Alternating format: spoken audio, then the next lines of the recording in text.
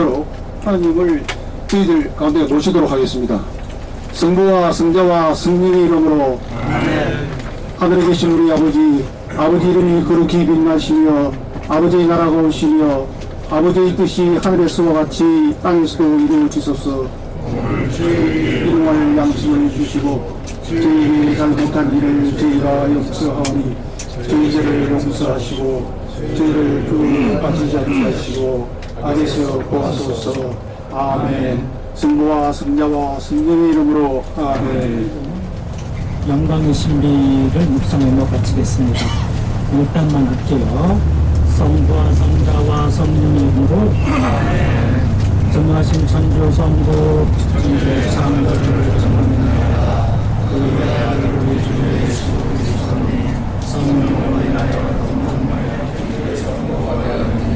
저와 저희 주께 저희 죄를 위하여 부어주소서. 은총이 가득하신 마리아님 기뻐하소서. 주님께서 함께 계시니 연중에 복되시며 태중의 아들 예수님 또한 복되시나이다. 주의 성모 마리아님 저와 저희 주께 저희 죄를 위하여 부어주소서. 성부와 성자와 성령께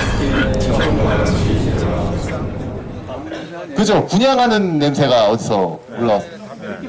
그러니까요.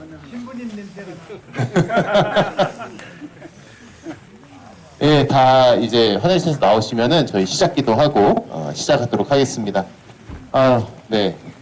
그래도 다행히 원래 이 시간까지 비 예보가 있었는데 네, 오늘 새벽부터 해서 다행히 비가 그쳐서 저희 이제 오늘 묘역까지 바로 갔다 올 수 있을 것 같아요. 아니었으면은 비가 아침까지라도 왔으면 땅이 젖어 있어서 실내에서 이제 안내를 해드렸어야 될 텐데 다행히 저희 묘역까지 갔다 올 수 있을 것 같습니다.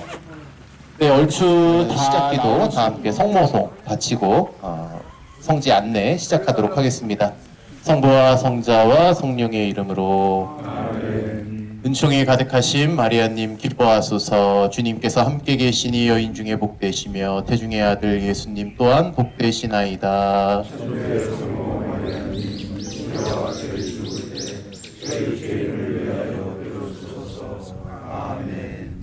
성부와 성자와 성령의 이름으로 네, 잠실 칠동성당 우리 남성 소공동체 형제님들 만나 뵙게 돼서 반갑습니다. 저는 지금 여기 천지남 성지 부주임으로 소임하고 있는 정가브리엘 신부입니다. 만나 뵙게 돼서 반갑습니다.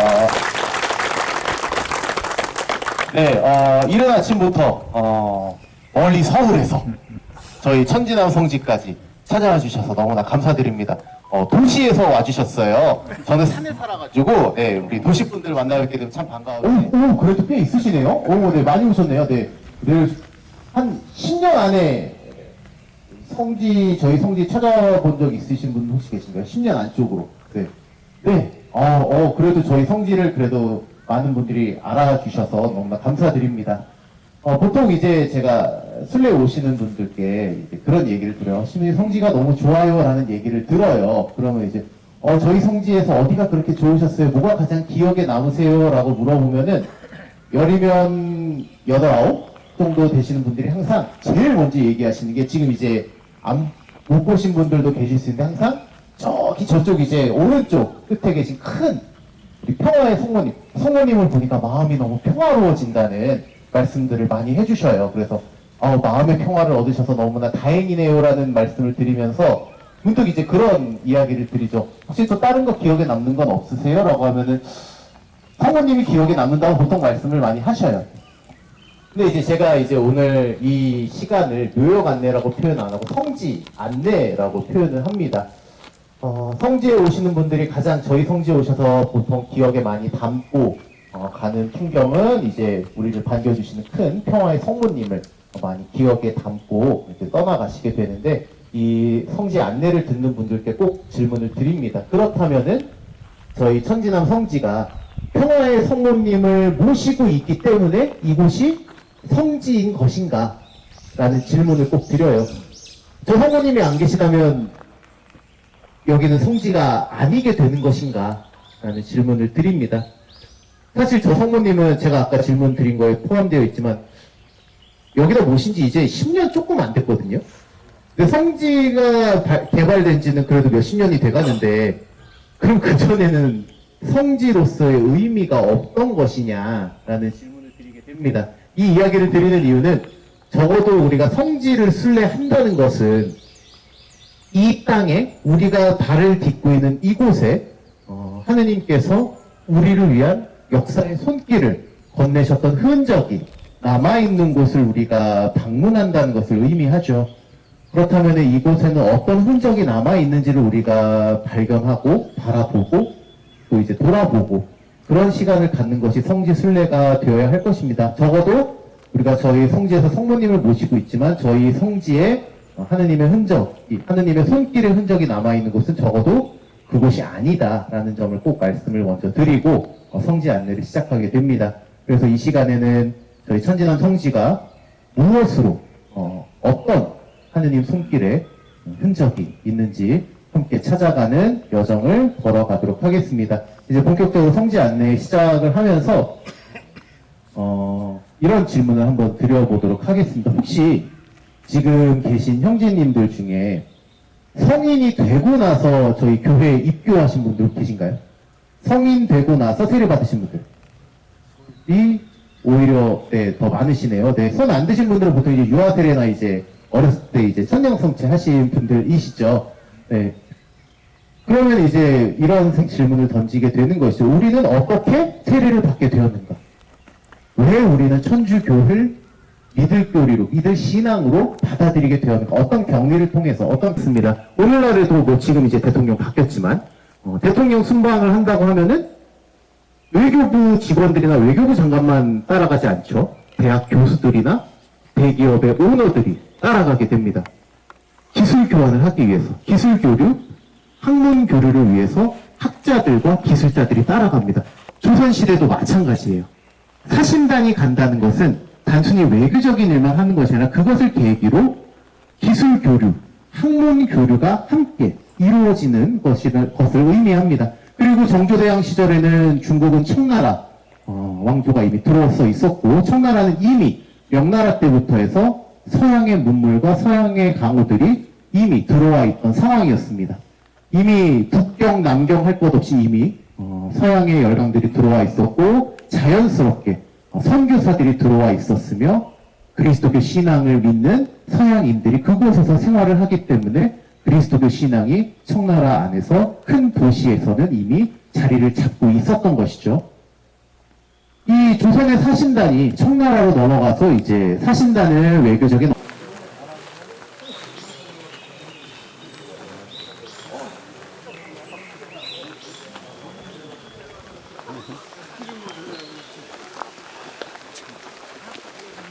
상상이 안 가. 어떻게 이런 일을 했나.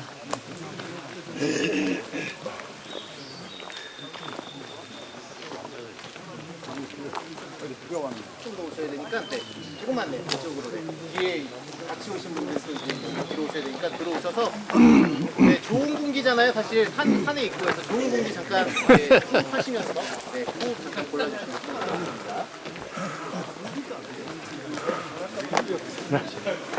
나는 앉아야 되겠습니다. 분들은 그냥 앉으셔도 상관은 없는데요. 상관. 네, 안쪽으로 조금 들어와 주시면 전반적으로 그 학파를 이끌고 있었던 이 법도감 권철신을 찾아가게 됩니다. 뭐 이제 이렇게 보면 이 씨랑 권 씨니까 서로 다른 사람이지만 사실은 친인척 관계예요. 그래서 권철신을 찾아가서 제안을 합니다. 우리가 지금 읽은 이 천주시리, 이 천주학과 관련된 책들 이것에 대해서 우리 다 같이 모여서 토론하는 자리, 강하게 이루어지는 자리가 있었으면 너무 좋겠다라고 제안을 합니다. 그래서 노감 권철신도 그것에 대해서 받아들여서 그렇다면 우리 강학을 하자라고 강학을 열릴 수 있게 사람들을 모으게 됩니다. 근데 우리 요즘으로 생각해 보면은 우리가 예를 들어서 약속을 잡아요. 약속 장소를 정하죠. 약속 장소를 갔더니 약속 장소가 거기서 이제 모일 수가 없어요. 그러면 장소를 바꿔야 되잖아요. 바꿀 때 요새는 저희 보통 어떻게 하나요? 문자 보내고 전화해서 야 우리 장소 옮겼다라고 연락을 하죠. 비슷한 일이 벌어지게 됩니다.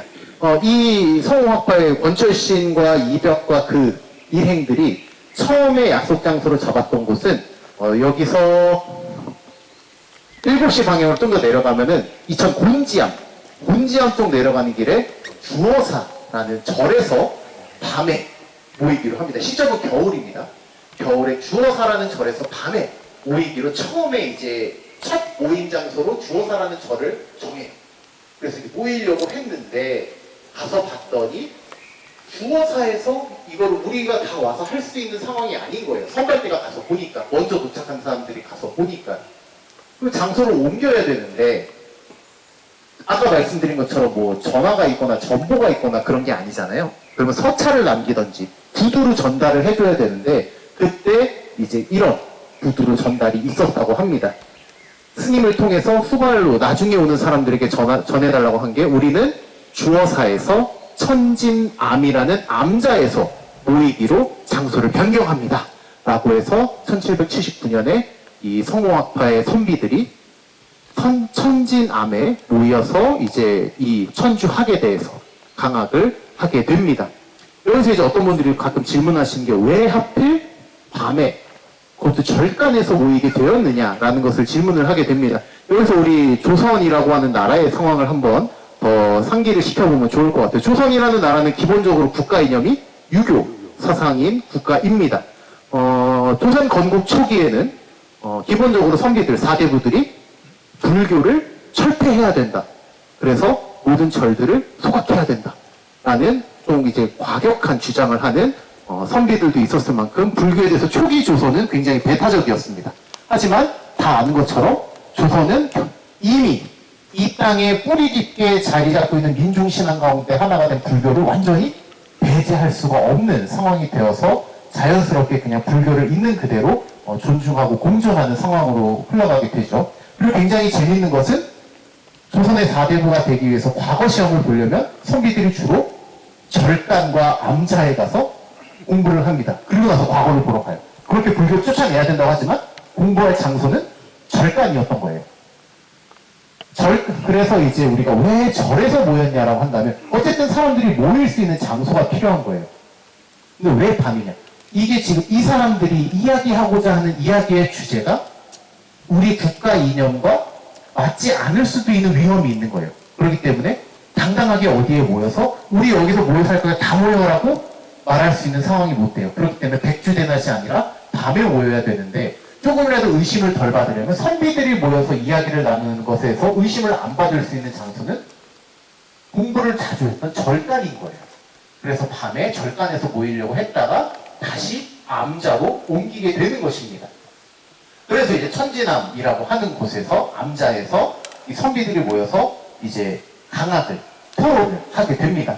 물론 이제 그때 당시에 이제 권철신, 노감 권철신이 가장 그래도 나이가 있는 편이었는데 당시 나이가 28이었다고 합니다.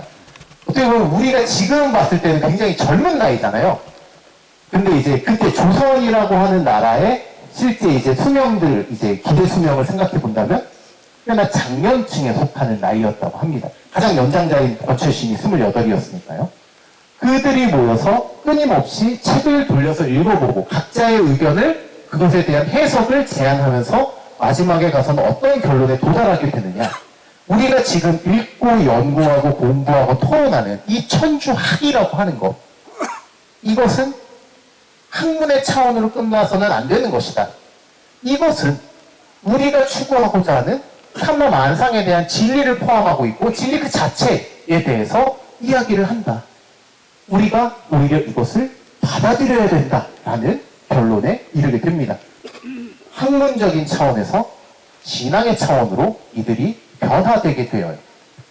그래서 이제 이 사람들이 모여서 처음에 여기에서 시작했지만 이제는 주어사에서도 모이기도 하고 우리 이제 서울의 가회동 성당 근처의 명례방에서도 모임을 하게 되는 겁니다. 그때 당시에 모였던 사람들 중에 누가 있었냐면은 방금 아까 맨 처음에 말씀드렸던 이 강학의 필요성을 주창했던 광암 이벽, 그리고 당시 성호학파에서 제일 연장자격이었던 노감 권철신, 그 동생인 지감 권일신, 그리고 우리 한국인 사상 최초로 세례를 받았다고 알려져 있는 만천 이승훈도 들어가 있었고, 그리고 이제 다산 정약용을 포함한 복자가 된 서남 정약종, 정약전 이 형제들을 포함한 송화파의 선비들이 모여서 이런 결론에 도달하게 되는 것입니다. 그리고 그들이 1779년을 기점으로 끊임없이 이것에 대해서 이야기를 하고 모임을 갖게 되는 거예요. 그것이 이제 명례방에서도 모이게 되고 주어사에서도 모이게 되는 것이죠.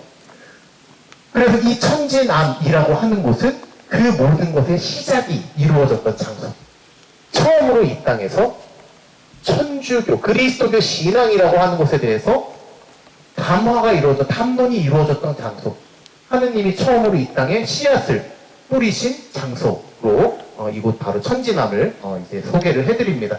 사실 여기 그래서 천진암 강악당 터라고 표시를 저희가 성지에서 조성을 해놨어요. 이 자리가 이제 그 선조들께서 처음으로 담화를, 강학을 나눴던 장소다라고 이제 비석을 세워놨는데 아주 정확하게 저 자리에서 했다는 아닙니다. 왜냐면은 우리 다 역사 안에서 알고 있는 것처럼 일제치하와 한국전쟁을 겪으면서 천진암이나 남자랑 이 일대가 다 소실됐어요. 어디에서도 이 자리를 찾을 수가 없는 거예요. 그런데 이제 몇십 년 전에 이제 저희 교구의 한 신부님께서 그 전에 고서들을 통해서 고서들을 찾아 추적하시면서 요 언저리 즈음이 소실되어서 확인되진 않지만 요 언저리 즈음에 천진암이 있었을 것이다 라는 것을 토대로 여기에 천진암 강악당 터를 저희가 마련을 한 것입니다. 그래서 지금 여러분이 밟고 계신 요 저희 천진암 성지에서 이 땅에서 처음으로 우리의 조상님들께서 천주교 신앙에 대한 이야기를 시작하게 된 것입니다. 그 이야기를 토대로 어떤 결과가 이제 이루어지게 되느냐. 이제 1783년, 84년 조선이 다시 청나라로 사신을 보내게 됩니다. 그런데 그때 만천 이승훈이 사신단의 일행으로 갈 수 있게 돼요. 왜냐면은 이승훈은 집안이 역관 집안이에요. 아버지가 역관이에요. 그러니까 따라갈 기회가 생긴 거예요. 근데 그때 당시에 모인 전체에서 가장 이제 활발하게 활동을 했고 가장 강한 주장을 펼쳤던 광암 이벽이 이승훈이 북경으로 가기 전에 부릅니다. 불러서 두 가지 지시사항을 전달합니다. 첫 번째, 너 거기 북경에 가게 되거든. 우리가 이 서칙을 통해서 접했던 이 천주학에 대한 믿음을 가진 예배당이 북경에 있을 것이다.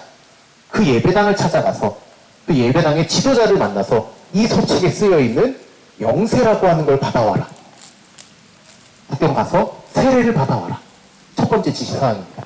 두 번째 지시사항은 우리는 지금 예수님을 예수 그리스도라고 이제 한국말로 표기를 하죠. 근데 당시에 우리 조상님들은 이제 한자로 음절대로 표기를 해야 돼서 한자로 예수 그리스도를 표기하면은 야소 기리사도이라고 표기를 했다고 합니다. 그래서 이제 이벽이 이승훈이 북경을 할 때, 야, 우리가 본 이 천주시리에 등장하는 야소라는 인물에 대한 경전이 없다. 이 야소라는 인물에 대한 경전을 좀 구해다 다오. 과거서 얘기하면 성경을 좀 구해다 달라고 이 두 가지 요청을 합니다. 그래서 이승훈이 북경에 넘어가서 1784년에 북경에서 세례를 받게 되는 겁니다. 그리고 그것으로 우리나라 최초의 세례를 받은 천주교 신자가 탄생하게 되는 것이죠. 그리고 이승훈이 와서 이제 한 사람 한 사람에게 세례를 주게 되는 것입니다. 어떻게 본다면 이 처음에 이 강학을 통해서 어디로 나아가야 될지 방향을 설정했기 때문에 그 이후에 세례라고 하는 어떻게 본다면 첫 번째 결실을 향해서 나아가게 되고 그것을 기점으로 해서 우리가 이 땅에서 이제는 예수 그리스도를 믿는 이들의 공동체, 교회 공동체를 이루게 되는 것입니다. 어떻게 보면 그렇기 때문에 이 천진암 성지, 천진암 강악당 터가 가지고 있는 가치라고 한다면 지금 아까 맨 처음에 제가 출발하기 전에 말씀드렸던 우리 각자가 신앙을 접할 수 있는 환경에서 살고 있기 때문에 신앙을 접했다면 그 신앙을 접할 수 있는 환경이 조성되기 위한 초석을 다졌던 장소가 바로 이곳 천진암 성지에 여러분께서 지금 와 주신 것입니다. 그렇기 때문에 이곳을 순례하시면서 신앙의 시작, 나의 신앙의 시작, 우리 조상님들의 신앙의 시작을 보면서 나는 어떻게 시작했는가, 어디를 향해 나아가야 되는 것인가에 대해서 우리가 이곳을 순례하면서 마음을 다잡아 주시면 좋을 것 같습니다. 특별히 저희 천진암 성지에서는 이 천진암 강학회가 있었다고 했을 때 그 강학회에 참여했던 사람들 중에 5분의 유해를 모시고 있습니다. 하느님의 종 노감 권철신 암브로시오, 지감 권일신 프란치스코 하비에르, 광암 이병 요한 세례자, 그리고 우리나라에서 최초로 세례를 받았다고 전해진 하느님의 종 만천 이승훈 베드로, 그리고 이제 꽃작품에 오르신 서남 정약종 아우구스티노, 이 5분의 유해를 저희 성지에 모시고 있는데요. 지금부터는 이분들의 묘역에 가서 이분들을 위해서 전구 청하고 기도하는 시간을 가지도록 하겠습니다. 네, 지금도 저희는 묘역으로 이동하도록 하겠습니다.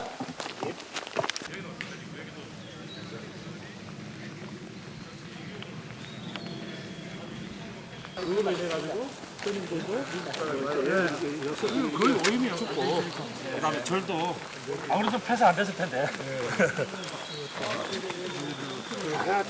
조성 잘 해놓고 그러지. 나도 이제 그래서 이제 이게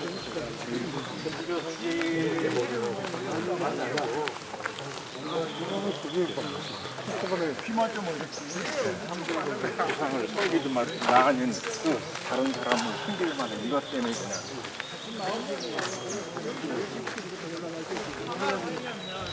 내려오니까 저녁 6시라면 밥도 굶고 가만 생각하고 연결된 거. 아니 근데 그래 나중에 가다가 보니까 밑에 보니까 경기 CC 골프장이 아니 근데 여기 한 시간 몇 분 걸리잖아요. 며칠씩 걸려서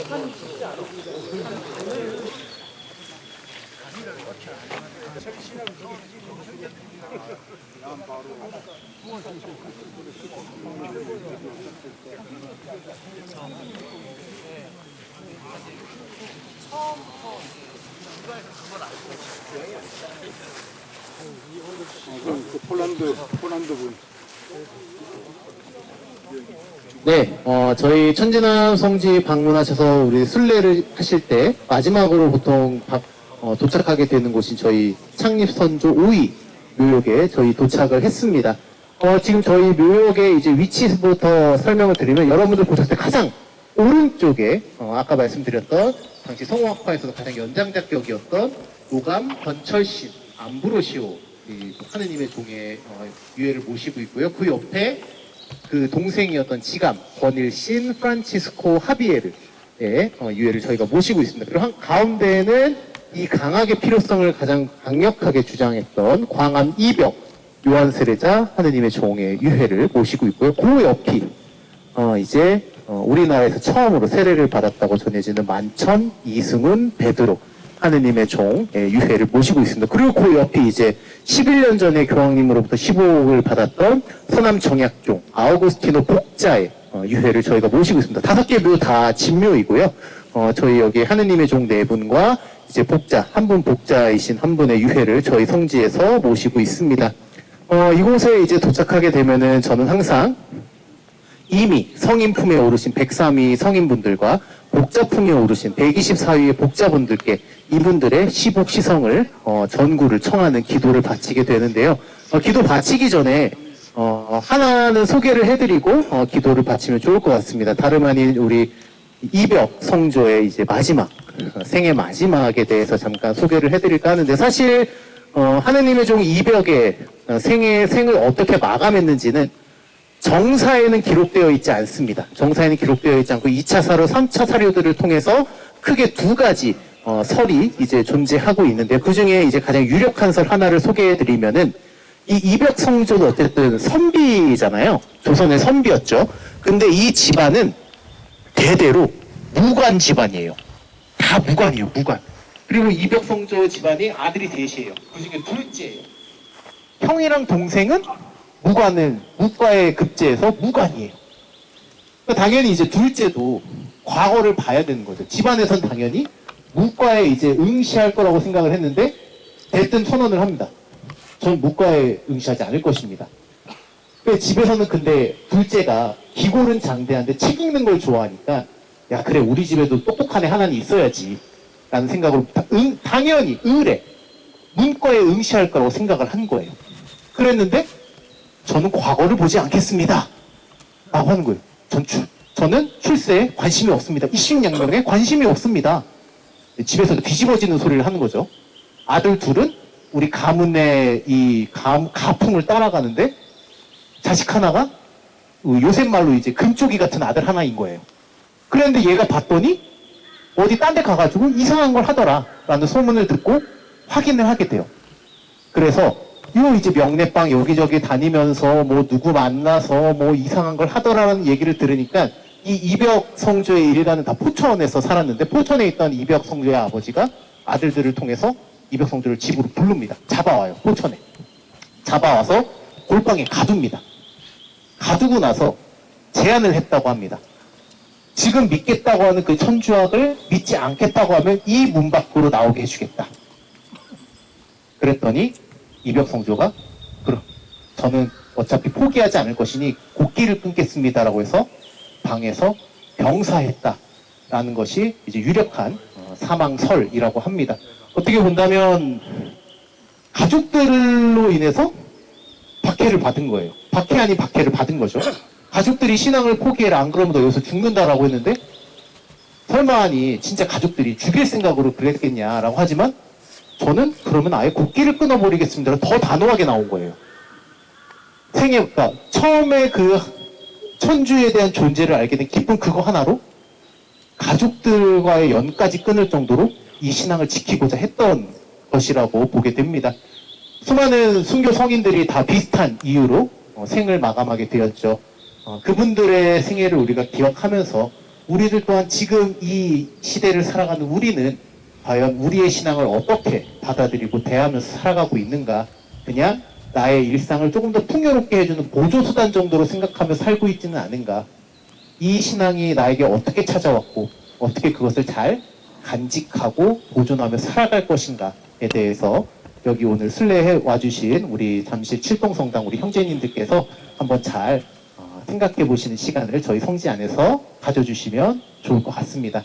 네, 이렇게 해서 성지 안내 마치고 아까 말씀드린 대로 지금 현재 권철신 성조부터 해서 이승훈 성조까지는 하느님의 종 아직 복자품에 오르시진 않으셨어요. 그리고 정약종 복자는 124위 복자에 들어가 있는데 지금 현재 124위 복자 그리고 하느님의 종 133위는 올 춘계로 기억합니다. 올 봄을 기점으로 해서 한국천주교 주교회의에서 교황청, 시성청에 시복시성 청원을 이제 올리기로 결정했다라고 이제 해서 준비 과정에 있다고 들었습니다. 그래서 이분들이 복자품에 오르고 성인품에 오를 수 있도록 이미 성인과 복자가 되신 우리 순교 성인들 복자분들께 전구 청하면서 주모송 함께 바치고 성지 안내 마치도록 하겠습니다.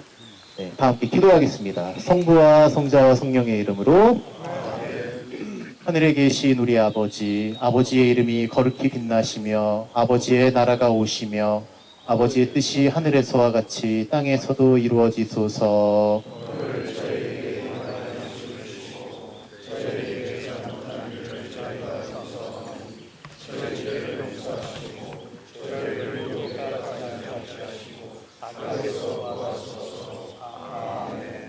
은총이 가득하신 마리아님 기뻐하소서. 주님께서 함께 계시니 여인 중에 복되시며 태중의 아들 예수님 또한 복되시나이다.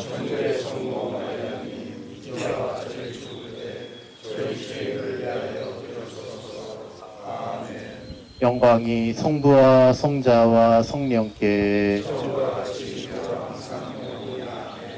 성 김대건 안드레아와 성 정하상 바오로와 동료 순교자들이여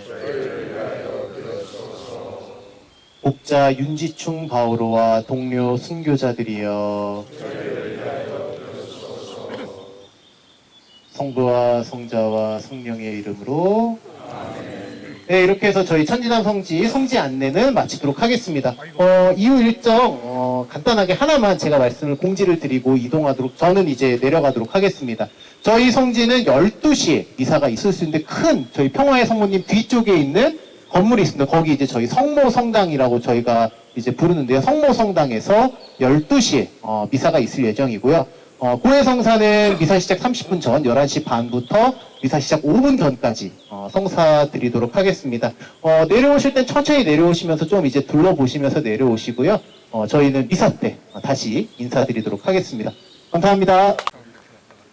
가운데서